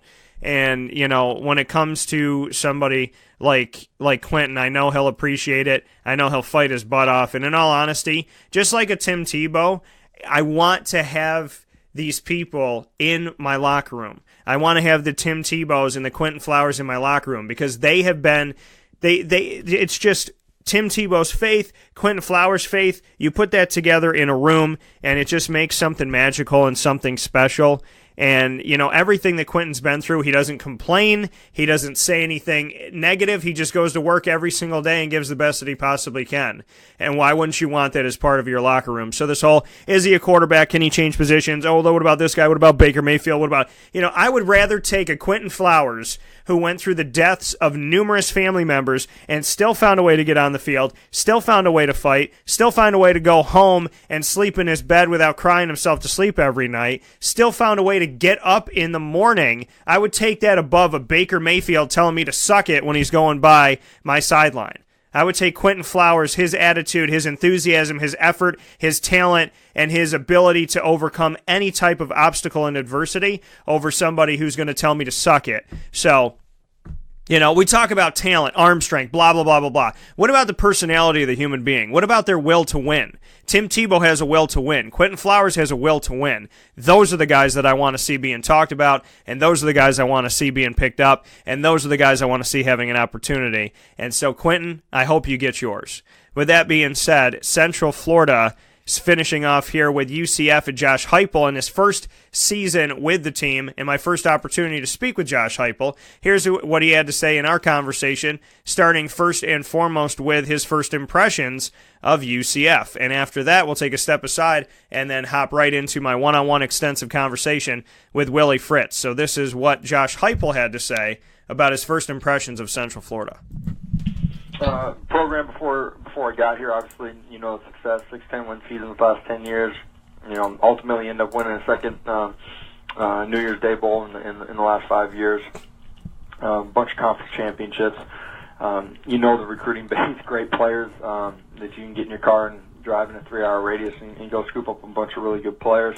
I didn't understand the academic success that they were having here, the support here on campus for our student athletes. 20 straight semesters of over a 3-point GPA, highest graduation rate, public institutions across the entire United States for student athletes. So, in that respect, it's a phenomenal experience that our players are having here. The ability to compete at the highest level and then have a great academic career as well and get real meaningful degrees. And then you talk about the area. Orlando's a tremendous city, fastest growing in America, I believe. Our ability for our student athletes to network and get jobs once they're done playing is a really unique and rare opportunity for kids here inside of the state of Florida. It's an absolutely fabulous place to live. My wife and kids moved out here 2 days before Christmas. Have absolutely loved being here, and that's not just because the kids get to go to Disney World on the weekends. They love the weather, but there's just a lot of good people here that have helped make the transition easy. But just a lot of activities for our kids to get involved in as well. And then as far as the transition that you're speaking on, kind of an interesting scenario where Scott Frost had accepted a job after the American Athletic Championship game, but came back to continue to coach. What was it like to have you there building for the future and have him there finishing up that bowl game, just what the experience was like? I know you got to spend some time with him. Yeah, unique in that there's, in part 2 staffs here. The previous full staff was here for the bowl game, and half of our staff was hired while the bowl prep was going on. Unique that you got 2 staffs in the building. I think, a couple days into it, it was good for everybody. It was good for our players to get a sense of who the new guys were. We were able to go out to a couple practices able to talk with them, either before or after practice, and they kind of got a sense of who we were, So when they came back in January, everything wasn't brand new, and there was some uncertainty just as far as what daily life was going to be like. But a lot of players at their position groups had already gotten a chance to meet their coach and get a chance to watch them on the practice field. You get a chance to have a little bit of understanding of your roster as well. And so that was a valuable process for us as well as staff. That coming from Josh Heupel, once again, of the UCF Knights in his first season with the team. And speaking on the weird environment of having the coach that left and then having him, the coach that came on, both being in the same building at the same time recently here, and then now him officially taking over the team through the spring. We'll take a step aside for a fast break, and we will come back as promised with my one-on-one conversation with Willie Fritz. This is an extensive conversation about football in general, Tulane, the college football atmosphere, the American Athletic Conference, and so much more. You don't want to miss out on this opportunity to hear an extensive conversation with Willie Fritz that you will find nowhere else but right here on Wake Up Call after this fast break. This is a Wake Up Call Fast Break. Gear up with the real deal at Dreisig Apparel, creating what people are going to see and learn about you before they even meet you. Gear up for what you need for your team, business, or event. To look professional, look good, and feel good, outfit yourself at DreisigApparel.com. That's DREISSIG Apparel.com. The only place to gear up with the real deal. What's the universal language of a fan? Clapping your hands. With Fan Hands, the ultimate sports fan accessory, find your team color, slip them on, and start cheering on your favorite team with 11 different colors, always in stock on fanhands.com, where you'll find the ultimate sports fan accessory. Real fans wear Fan Hands. Utica Pizza Company spells family. Your family, my family, their family. The recipes that they have shared with each other throughout the years and have now been so gracious to share them with us. I can sit here and talk with you about all the great things that are on the menu. We'd be here forever. So let me say this. Utica Pizza Company is second to none. And now you can bring it home with you and you can dine in the restaurant. UticaPizzaCompany.com will give you all the information that you need. And let me say, these Utica greens, they're the best. Utica Pizza Company. Call them and place your order at 315-214-3060. That's 315-214-3060. Families break bread at Utica Pizza Company. Well, Coach, first and foremost, just what you can say about, what you've taken from these last couple seasons at Tulane, what you've learned from your time there. I know the team was 4-8 in your first season, 5-7 in your second. Just what you're taking into year 3 for yourself. Well, we've been awful close the last couple of years. I think we've been better. We've improved from 1 conference win to 3 conference wins this last season. And had 4 games where we lost by a total of 12 points. We just got to learn to finish the game. We got to do that with doing a better job of coaching and also doing a better job of developing the guys that are here. And then, the other thing we got to do is a great job of, recruiting. And I think we really signed a great class. 4 of the guys graduated early from high school and came in the spring, and they're all pushing for playing time. And so that's a good thing. If that's indicative of the whole class, we're going to be a lot better. I thought toward the end of the year we started finding our stride a little bit offensively, being able to throw the ball as effectively as we ran it. Defensively, we went to a new scheme, and I think it didn't help us early. We were still kind of learning our way, but toward the end of the year we got better with it, and I think we've really figured out exactly what our guys can and can't do, and putting them in those good situations and staying away from the bad ones. And then we made a big step in the kicking game from year 1 to year 2. We've got to make that same kind of improvement this season. And when you look at, speaking here with Willie Fritz of Tulane, just what you could say, Willie, about the guys that did come in early, your 4 early enrollees, just who they are and what you specifically saw from each of those gentlemen through the spring so far. Jeffrey Johnson's a kid that was originally listed as, I guess, a 4-star recruit, had a ton of offers, had a few health issues prior to his senior year, and we're really fortunate to get him. He's a big guy. He's, a legit 6'2" to 6'3", he's 320 pounds, but he's got very good quickness and he's got excellent strength for a high school senior. Basically, he's one of our stronger guys, and you got to have big guys that can move, in this league, especially, and he's going to probably start for us. So we're really excited about that. And then Devon Wright is another big guy that we got in, who graduated early from Donaldsonville. He's 6'1", 290, 295, and can really run. And he's got great strength. One of the top lifters on our team, and he'll play a substantial amount for us as well as a defensive interior lineman. Christian Daniels is a quarterback. That we got 3 scholarship quarterbacks right now. He came in early, got a lot of reps, came from a very successful high school program in North Carolina, but it was small, high school level. And so this was a big jump for him, and he's really taken to it. Well, he's a 6'2", 205, great speed, quickness, smart kid.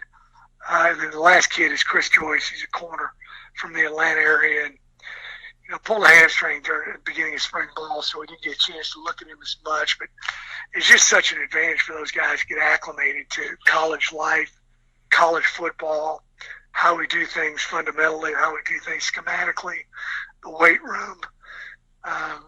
So I think all these guys are going to have an opportunity to start or play a bunch for us. And Willie, when you look at, one of the guys that you have coming back and somebody, like you said, toward the end of the season trying to get some things clicking and get some things rolling there, Jonathan Banks at quarterback. You and I have spoken about him before. What can you say about his level of competition, how he's evolved as he is a senior now, and just what your takeaways have been from him so far? Well, he's our guy.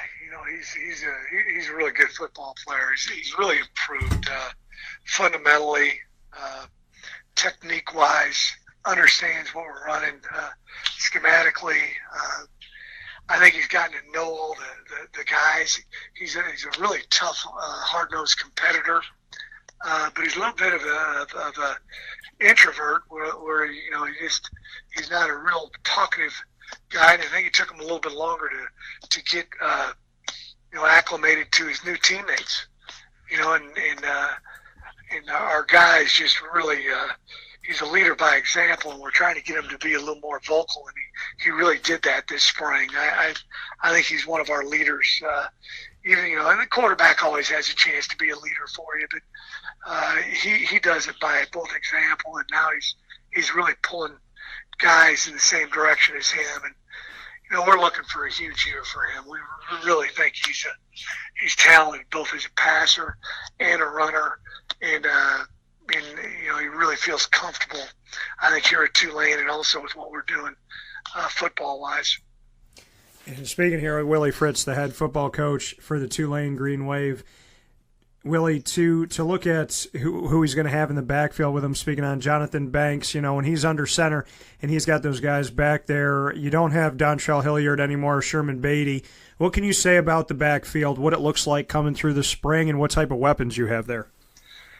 We're going to be good back there. I know we lost a couple of really good players in Dontrell and Sherman, but Darius Bradwell really came on towards the end of the year for us. He's a guy that we moved from quarterback to running back 2 years ago toward the end of the season. And then last year, the last, 3 games, he really, kind of like Banks, Jonathan came on toward the end of the year, so did Darius. Had some big runs in, shooting the Oklahoma game. He had some big runs, against SMU toward the end of the year. So he's a bigger back. He's about 235, one of the stronger guys on our team, good speed. We just got to get him to improve his game overall, the blocking, the making sure that he's sound on every play, assignment sound every play, and he's getting there because it's still kind of a relatively new position for him. But I think he's got a chance to be a top-tier back in the AAC. We got Stephon Hutterson, true freshman last year. I think he had 10, 12 carries for us over the course of the season. Really looked good this spring with his patience, vision, particularly running that inside zone play. And then Corey Dauphine was a four-star player coming out of high school, went to Texas Tech, transferred to us, had the fastest 200-meter time in the nation as a high school senior, ran at 20.7. And he's a bigger guy, too. He's 205, 6 foot, but obviously great speed. So, we signed some good kids as well. I think it's going to be an area of strength for us. And to look at some of these games, as you said, coming down the stretch, getting closer and whatnot, of the 7 losses that you had last season, Willie, in the 2017 campaign, 4 of those 7, more than half of those losses, came from very close scores. I mean, Navy 23-21.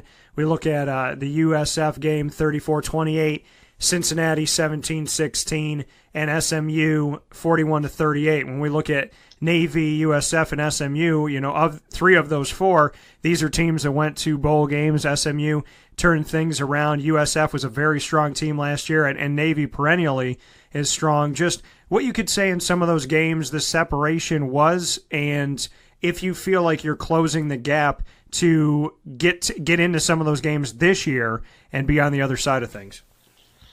Yeah, I think we're getting closer in recruiting and development of our players as far as physical stature, speed. I know Navy, is an academy and, got, different ways of doing things, as far as getting into school and all those things. But, they're a good-looking team. And, I thought we were a little closer to them last year, and hopefully we'll be even closer to them or look the same when you come out of the tunnel with them. So that's good. I'm happy about that. Those other schools you mentioned have got some really talented athletes as well. And so it comes down to, those games came down to 1 or 2 plays. You don't know when they're going to occur. Might be in the first quarter. Everybody remembers the ones in the fourth quarter late. But we just got to get a little bit better. We got to get better physically, and we got to do a better job coaching, and I got to do a better job as a head coach. But we're close right now, and I think our guys see that, and we got to just keep forging ahead. On the defensive side of the ball, like you said, Willie, guys trying to get more comfortable and trying to fit into that defensive scheming change that you had last season. Where can you say things are at right now in the comfortability with the defense and now having some time with that defense going into this spring and then heading into the summer? Well, we lost some good players there. We had some guys that had played quite a bit of football here. Probably the most notable one is Perry Nickerson. He's an excellent cornerback, and hopefully he's going to get drafted here at the end of the month from the NFL. He's really had some good training sessions with some of the teams that have come in. So that's going to be a tough guy to replace. So we got to do that by committee. In the secondary, Donnie Lewis, who's really kind of Perry's sidekick. He's got to take that lead role now. And I think he can do that. He's a little taller, longer, a little bit heavier, a little more mass than Perry, and he had some excellent games for us last year. But I think he can be an all-conference guy for us. Linebacker-wise, I think we're a little faster and quicker than what we were last season. Safety-wise, I think we've got good speed back there. Rod Teemer's a guy who got hurt early in the year and just never really fully recovered from a toe injury that he had, a turf toe injury. But we think he's an all-conference level type of player. The defensive line, I think we got really good speed up front. We're going to miss Sean Wilson. He did an excellent job for us up there, at the nose guard position. But our front line with Cam Sample and Robert Kennedy and now Jeffrey Johnson, I think have got a chance to be as good as, a lot of the fronts in our conference. So, I think it's going to be a quicker, faster defense what we've had. And if some of these freshmen are as good as what I hope they are going to be, we'll have some good depth across the board. And in closing here with Tulane Green Wave football head coach Willie Fritz here on Wake Up Call with Dan Tortora. Willie, to look at this league, you and I have discussed this before. Not a lot of coaches with long tenures with the teams that they're on. Sonny Dykes is in his first season at SMU. Josh Heupel is in his first season at UCF. And then from there we have Jeff Collins of Temple in his second year, Charlie Strong of South Florida in his second year, Luke Fickell in Cincinnati his second year, Major Applewhite at Houston, second year as the head coach of that team. I know he was there as an offensive coordinator, but second year as the head coach. Randy Edsall in UConn, second year. And outside of that, it's Mike Norvell in his third year. It's you in your third year with Tulane, Mike Norvell with Memphis. We look at Philip Montgomery in his third season with Tulsa, and East Carolina, Scottie Montgomery in his third, and then Ken Niumatalolo by himself, 11 seasons at Navy with this season coming up. Just what you could say about the turnover, the change. What does it do for you as a coach? Is it difficult to scheme and prepare for, knowing that the overwhelming majority of coaches in this league are in their third season or less with the team that they're on? Yeah, I guess I'm a wily old veteran now, but Coach Philip over to Montgomery at Tulsa. I think it's his fourth, and then you have Coach Ken. So a lot of it has to do with coordinators. How many years have they been there? I think that matters. We're proud of the fact here at Tulane, we're one of only 3 schools in Division I. Out of 130 schools that play Division I football, that I've got the same staff intact 3 years in a row. So there's a lot of turnover in college football across the board, obviously. But it's a great league, very well coached.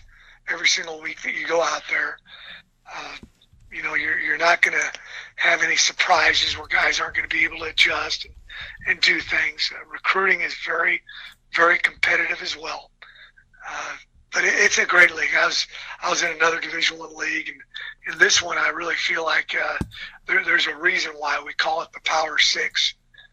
There's week in and week out, these teams can play with quite a few of the the Power Five schools. I think it's I tell people, I've had people that followed me at my career and come to different places, and usually the first time they come and watch our team play at Tulane against another AAC team, they're like, wow, this is a lot better than I thought it was going to be. I think if got people haven't been around the league much, that kind of surprised them. So, I think it has a lot to do with coordinators, how many years they've been there. And then after you've played 3 or 4 games, you usually can get a pretty good beat on the people that you're going to play.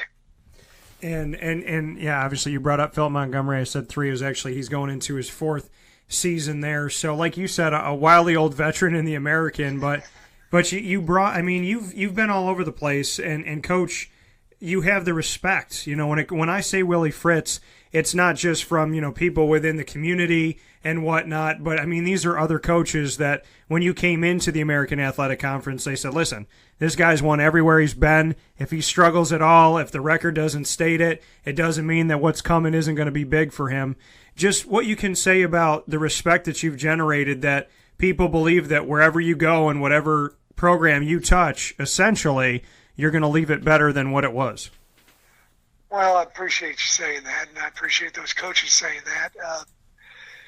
I always have people, I'm kind of the poster boy for guys that have come up, I don't want to say the hard way because I've enjoyed every step in the process, but, going from junior college head coach to Division II to Division I AA to Division I, then to a higher level of Division I. And one of the reasons I've gotten these jobs is maybe there have been jobs that have kind of been rebuild jobs, and even Georgia Southern to a certain extent, because they were going from 1AA to Division I, and there's a process involved with it. You got to have a little bit of patience. I don't have much of it, and it's disappointing that we didn't, have an opportunity to play in a bowl game last year. That was our goal, and we came within, a second or a play or an inch or however you want to call it from attaining that goal. But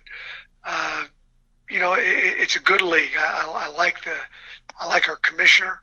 I obviously love people here at Tulane. I've got a great athletic director to work for.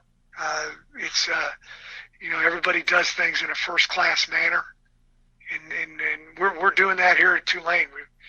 This will just be the 4th year in this stadium, on campus. We're doing some things with our weight room and meeting rooms and office facility, and then we've got a unique situation. We got a lot to sell here with, world-class education and big-time football and doing it all in the number one destination city in the world. New Orleans has voted that this last year. So there's a lot to sell here, and we can get it done here at Tulane. There's no doubt in my mind about that. What is it about Tulane, before I let you go, speaking here with Willie Fritz, the coach of the Tulane Green Wave, what is it about that area that you're in that just makes you believe that this is going to come up? Because, we talk about, like you said, being in a newer stadium and having that stadium. I know that in the past some games, had to be played elsewhere, building up the fan base, getting butts in the seats, recruiting well, finding those right guys that are going to make sense with the program. Just how much of an uphill battle has this been, and how high with this uphill battle, how high are you on that hill right now? I mean, are we getting closer to that peak? Do you see that moment coming? I think we're a lot closer. College football is a lot of parity. We went 5-7 last year. We talked about the 4 games we lost by 12 points, but we also won some close games. Army game came down the last drive. They're a team that won 10 games last season. East Carolina overtime, to beat them. So we had some close ball games as well. But we just got a lot to sell. I'm doing these interviews with our players right now, and most of mine is where do you see yourself in 15, 20 years? You've put yourself in position to be highly successful because you're going to leave here with a degree from Tulane. This is one of the toughest schools to get into in America. We had over 37,000 applicants last year. We accepted 5,000 of them, but only 23 of 100 of them came to school here. So very selective university, tough to get into. But if you get a degree from here, you're going to be set for a long period of time. And, that's what we push, number one. And then, the other reason I feel like we can have great success is I'm around a lot of great football players. Granted, Tulane has not had a lot of success. 5 winning seasons, I think, in the last 35 years, maybe 36 years.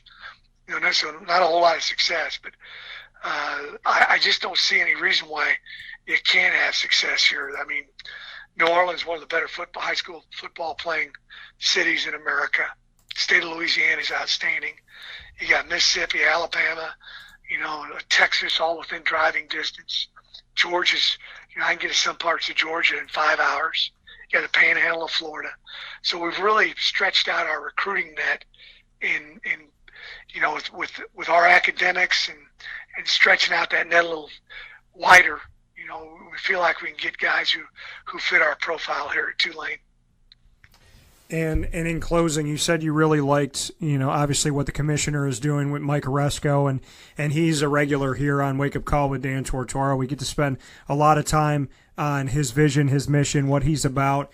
The praise for, he used to be the old Big East commissioner, then the Catholic Seven moved forward in basketball, created the Big East once again and kept the logo, and then the American Athletic Conference was born out of the fire of realignment, essentially, with only 3 teams, UConn, South Florida, and Cincinnati, that were still there, and then all these teams like Tulane had to come in.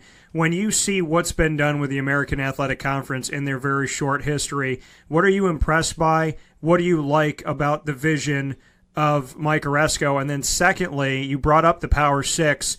Is that the real deal thing now? Is there any question in your mind if that should exist at this point?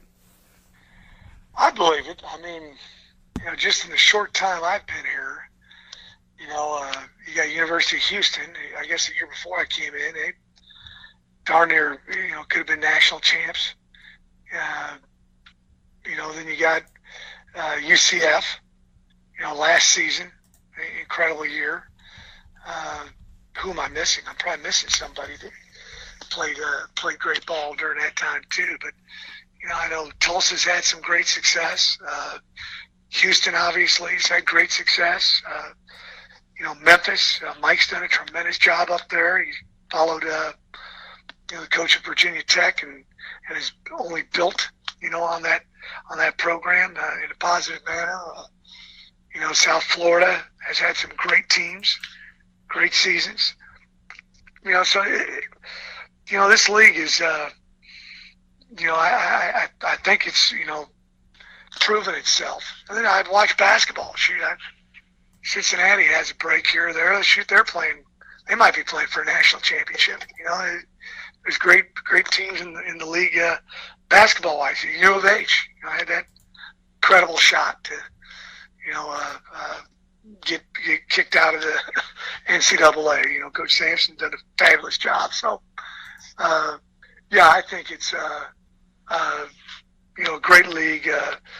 Football, basketball, baseball, whatever you're talking about, it's a great league.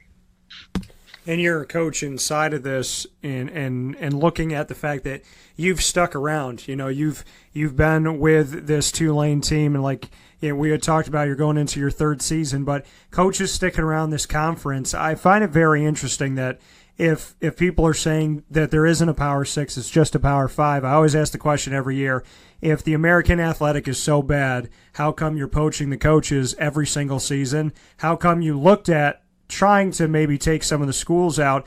I mean, if the coaches aren't good and the programs aren't good and they're not doing the right things, why does everybody want them when a vacancy opens up? The other side of that is you stayed. Mike Norvell stayed. There's certain coaches that have stuck around. Ken Niumatalolo a couple seasons ago, UCLA and different schools, potential opportunities, he stayed. What can you say about staying, and if you believe that this conference is getting to a place where guys will start staying and we'll see longer than 2 years, 3 years on the tenure for the coaches? I think everybody's situation is unique to that individual, but my circumstance here is fantastic. We got a great AD president. While I was just talking to you, the person beeping in there is our president of our board of trustees, Doug Hertz. He's part owner of the Atlanta Falcons. It just is. It's a great place. It's a lot of competition. It's very well coached. The other part too is, almost every school is around great football. And we got bigger media markets than a lot of these so-called Power Five teams. With Tulsa and Dallas and Houston and Memphis and Orlando and New Orleans and Tampa and a lot of these Cincinnati. So there's a lot of people that know about the American and the prowess of the league, and I think it's only going to get bigger and better. That coming from Willie Fritz of the Tulane Green Wave. Willie, I can't thank you enough for taking some time and spending some time here to speak on your program and the future of the American as a whole. And as always, that you have my respect with what you're building and what you're doing, and I thank you as always. Thank you, Dan. Go Wave. This is a wake-up call, Fast Break. The Wildcat Sports Pub in Camillus, New York is located on 3680 Milton Avenue in the Home Depot Plaza. It is your family-friendly sports bar and restaurant. Folks, some sports bars aren't family-friendly. Some family-friendly restaurants are not sports bars. The Wildcat Sports Pub in Camillus, New York is proud to be both. It is that marriage that you've been looking for years. The Wildcat Sports Pub is your home base for your sports bar and restaurant needs, games for the kids, indoor and outdoor activities, and enough things on the menu to come back every single week and get to try something new. They're open Sundays from noon to 8 p.m., Monday through Wednesday, 11 a.m. to 11 p.m., and Thursday through Saturday from 11 a.m. to midnight. For reservations and party information, call 315-487-2222 for the Wildcat family-friendly sports pub and restaurant.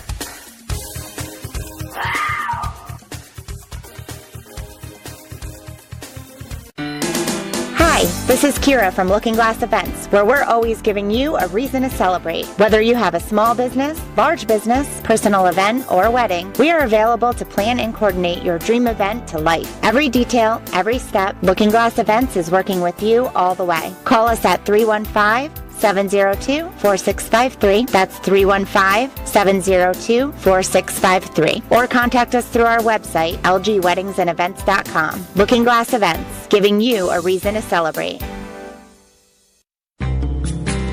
The Pen and Trophy Center on 111 East Willow Street in Syracuse, New York, has been making memories for Central New York for over 60 years. It has the trophies for your teams, and when you walk in there, it's so much more than just that. When you walk into the Pen and Trophy Center, you are immersed in the reality that anything can be customized, anything can be engraved, whether it's for your anniversary, your wedding, your bar mitzvah, your birthday party, whatever you want to do with that memory, that watch from grandpa, or that bracelet from mom, or that wedding ring that's been passed down through your family. If you want to get something engraved with a memory to last a lifetime, the Pen and Trophy Center, 111 East Willow Street in Syracuse, New York, where memories are made and where memories last a lifetime.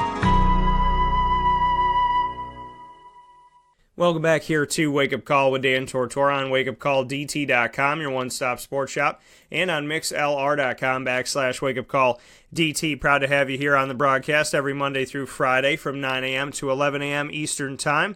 And I thank you so much for tuning in to the conversations that we have had today inside of the broadcast with the coaches of the American Athletic Conference.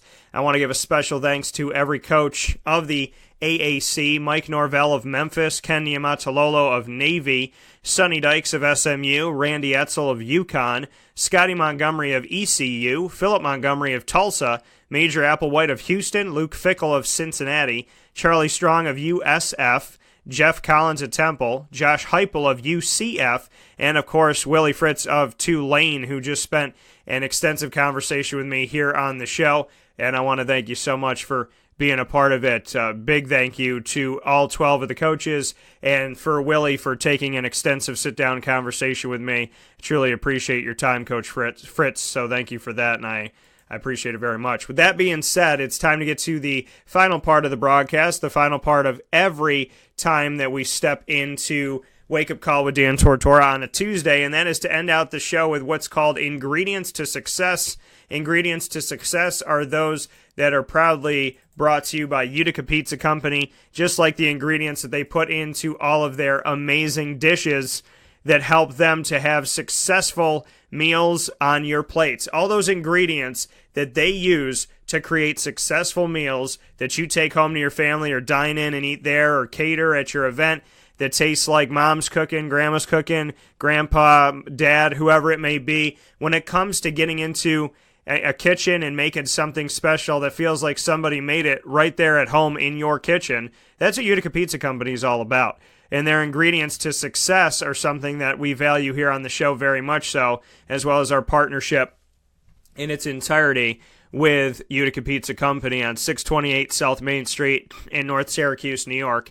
And with that being said, the ingredients to success for today, in today's broadcast on April 24th, I'm gonna take a look at, there's a lot of things going on Twitter right now. There's hashtags describe Twitter badly. What's something that's, there's just a bunch of different questions about Twitter, and describe Twitter badly, describe this, describe that, what about this, what about that? And here's the reality of it all, okay? The ingredients to a successful life on social media, how about we do that today? It is to be yourself and to not go on social media to ask for people's permission. You're not going to get it, okay? You're asking a bunch of strangers to tell you what you should do in your life. That's not going to turn out the way that you want it to. So, that is not something that I believe is the way to go for you in these ingredients to success on finding success and peace in social media. Because this is the thing. The more people that you talk to about, well, what should I do with this? And how should I live my life in this respect? How should I do this? How should I do that? The more people you involve, the more, it's like this, okay?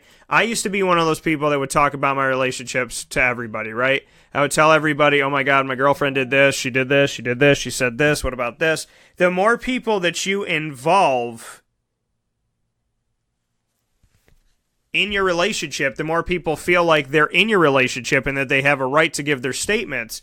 And then you get more opinions and you get more drama, okay? The more people you tell about your situations and your problems, the more people are going to have opinions about your situations and your problems, the more people are going to talk about your situations and your problems, and ultimately, even if you pass your situations and your problems, they're going to want to still bring them up and talk about them because some people like drama, and some people just can't get off of a subject.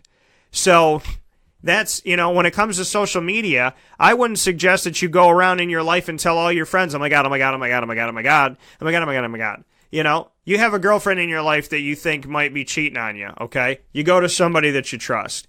You talk with them. You discuss it. You go over it. Maybe you talk to a couple people that you're close with. But you don't talk to random stranger on the corner, your bank teller, the person at the Chick-fil-A drive-through window, Phil over at Utica Pizza while he's cooking your food. You don't go and do that because the thing is, it's like you're giving everybody your information, right? You're telling everybody what's going on, and that's going to create a world for you where people feel like they have a right to tell you what. Once you say to somebody, what do you think I should do about this? Or tell me if I'm doing this. Some people are genuinely going to help you because they love you and they're family and they care for you.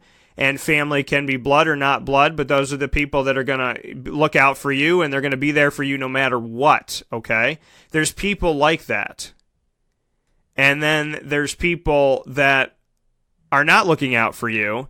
They're just trying to do what they want to do, and they're trying to either make drama in your life or affect your life in a negative way. And what I'm getting at here is that in social media, if you wouldn't do this in your normal life, or even if you would, you have to think about this, okay?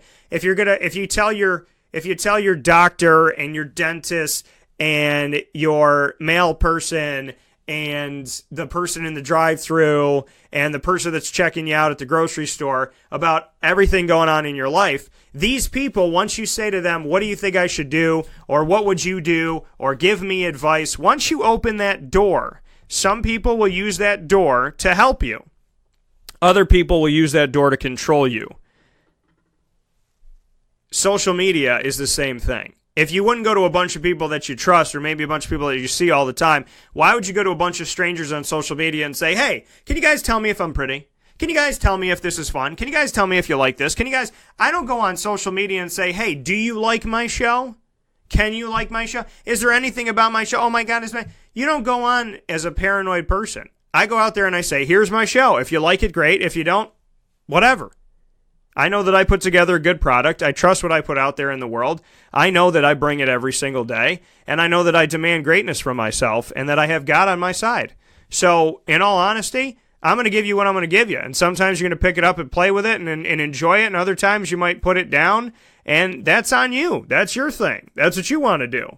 But I'm going to keep doing what I want to do. And I'm going to keep living my life.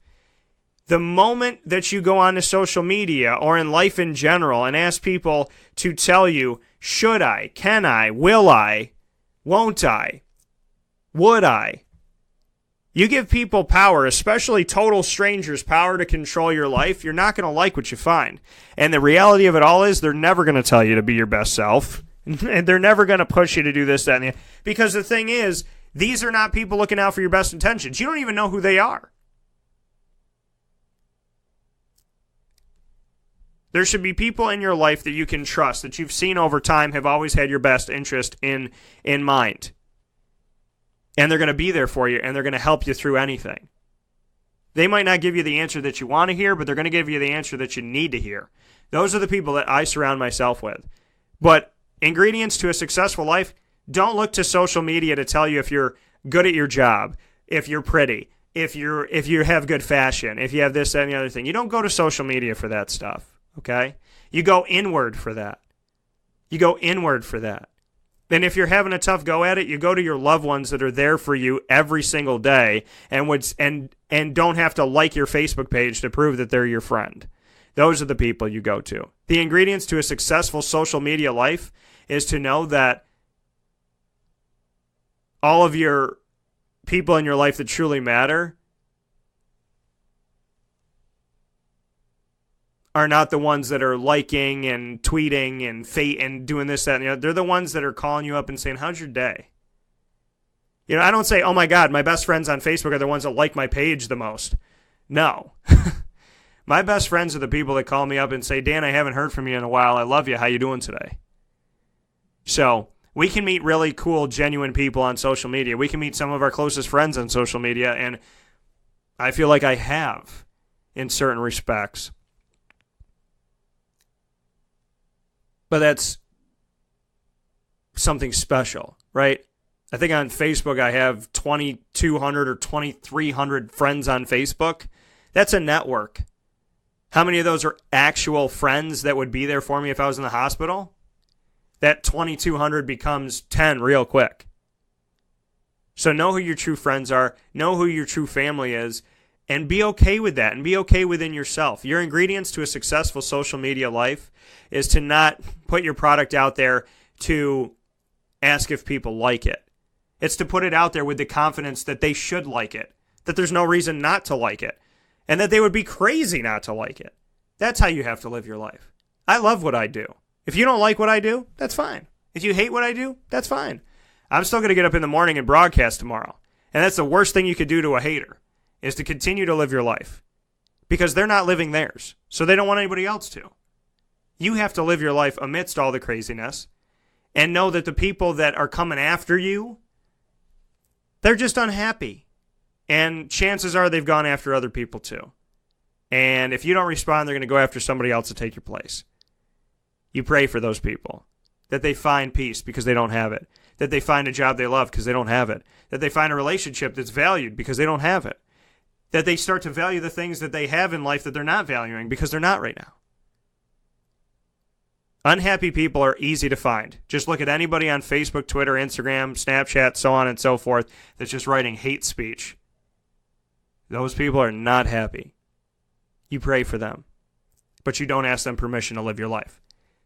That is your ingredient to a successful social media life and a successful stress-free life in general. Don't ask other people's permission to do things that you can do.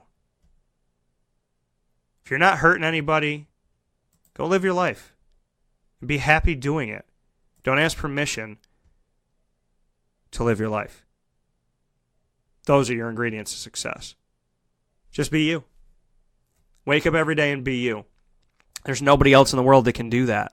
You're the only one that can be you. They can't be you. You got to be you. There's a reason why God made you. So be yourself. And give your gifts back to God and to your loved ones by being your best self. That's it. It's as simple as that. We finished up for today's show, and I thank you so much for tuning in. And I thank you to Capizza Company for being a part of the show. And I thank you all for killing it at Chick-fil-A Cicero yesterday. Thank you so much for being there. Thank you to the entire team that was there. Can't wait to share that with you tomorrow. The West Genesee, for West Genesee at the Wildcat, I love everything that we do there. And then CNS at Chick-fil-A Cicero. I cannot wait to air what we're going to air tomorrow on Wednesday, April 25th. You will hear our live show that we did from Chick-fil-A Cicero with the CNS boys lacrosse team. I can't wait for that, with Nate and Brody, Vandy, Jobin, and of course head coach Bill Aldrich.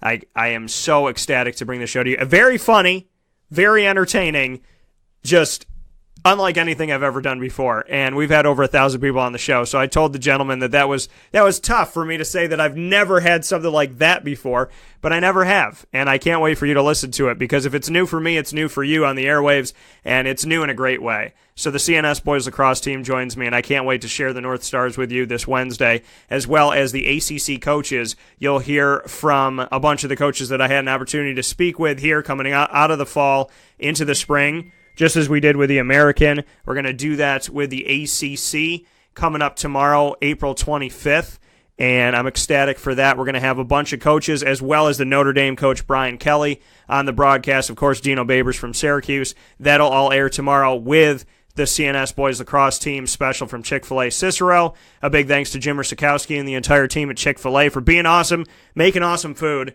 and giving us an awesome atmosphere to connect with the community in a special way and make this Chick-fil-A not just a Chick-fil-A, but Chick-fil-A Cicero, New York. Thank you so much, and God bless you. Make sure you follow us on Twitter at CallDT, Instagram at WakeUpCall_DT, and on Facebook at WakeUpCallDT. Like the page. Buy your tickets for the CNY Pop Festival, the newest thing to come to Central New York, and there's nothing like it anywhere close. CNYPopFestival.com. Get your tickets while supplies last. Limited quantity of VIPs and a limited quantity of the May the 4th Be With You sale, where for every adult ticket you buy, you get a free children's ticket, a $25 value for just $15. Make sure that you buy your tickets now at CNYPopFestival.com. In the meantime, God bless, be well, and a special thanks one final time to the American Athletic Conference, to Chuck Sullivan, and to all of the participating teams on the teleconference. God bless you all and have a great day. I'll talk with you soon.